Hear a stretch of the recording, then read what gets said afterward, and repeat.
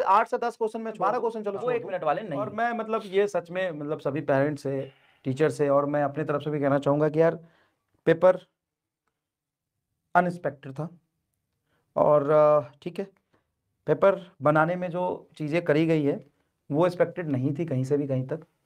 और जैसा 24, 23, 22, 21, 20 का पेपर है उसे एकदम ही अलग लेवल का पूछ लिया जैसे आज तक नहीं आया।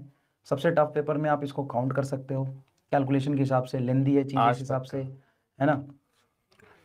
और ये कॉमन प्रैक्टिस है। जैसे इस साल का बोर्ड का पेपर भी देखेंगे सर, सीबीएसई बोर्ड का जो आया है वो भी फिजिक्स के हिसाब से काफी डिफिकल्ट आया था बोर्ड के हिसाब से।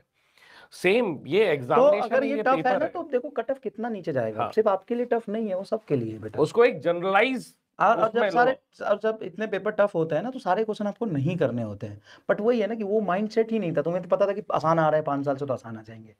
तो माइंडसेट अगर वैसा होता तो बच्चे जैसे कर लेते हैं। एडवांस के पेपर में बच्चे का माइंडसेट होता है कि यार मुझे 6, 7, 8 सवाल इतने दिए गए समय में सही करने, हाँ तो कर लेता वो। पर हम जो पेपर देने से पहले माइंडसेट था वो तो ये था कि यार हमें 45 में से 45 करके आने हैं तभी हमारा सिलेक्शन होगा। और दूसरा है कि हमारे पे 1 ही मिनट टाइम है। वो बोलता है कि आप 25 ही करो, 2-2, 3-3 मिनट टाइम है, तो बच्चे कर लेते हैं। और मैं आपको लिख करके कह रहा हूं कि ये जो सवाल फिजिक्स के दिए गए हैं चुनिंदा सवालों को छोड़ करके वो 1 मिनट वाले नहीं है।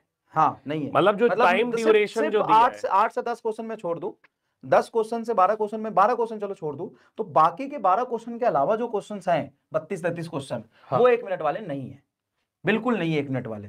10-12 क्वेश्चन 1 मिनट वाले हैं, बाकी क्वेश्चन 1 मिनट वाले नहीं है, बिल्कुल नहीं है 1 मिनट वाले। और तुम 1 मिनट के टेम्परामेंट से, एटीट्यूड से करने गए, इसीलिए गलत हुआ है। और आप प्लीज इस बात पे विश्वास मानो और अपने आप को इस बात पे आप काम डाउन करो कि यार जो पेपर हो गया है सिर्फ मेरे लिए ही वैसा टफ पेपर नहीं आया है, सबके लिए सेट सेम था, सबका कट ऑफ कम होगा। और उस कट ऑफ के कम होने के चक्कर में आप ये समझिए कि बाकी जगह जो आपने परफॉर्मेंस दिखाई है वो निखर के ज्यादा बेटर आएगी। मतलब केमिस्ट्री में जो किया है आपने, जोलॉजी में जो किया है आपने, बॉटनी में जो किया है आपने, वो अब और बेहतरीन तरीके से रिफ्लेक्ट होगा।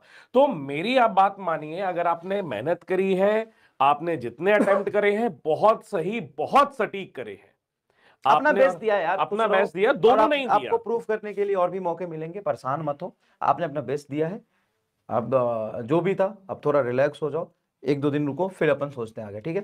Thank you so much. Thank you so much, thank you so much बच्चों, ख्याल रखना और मुस्कुराते रहना, मैं आपसे यही कहूंगा। इट्स अ स्मॉल पार्ट, ऐसी कई सारी चीजें आती रहेंगी, ठीक है। ख्याल रखना, tata bye bye, love you all.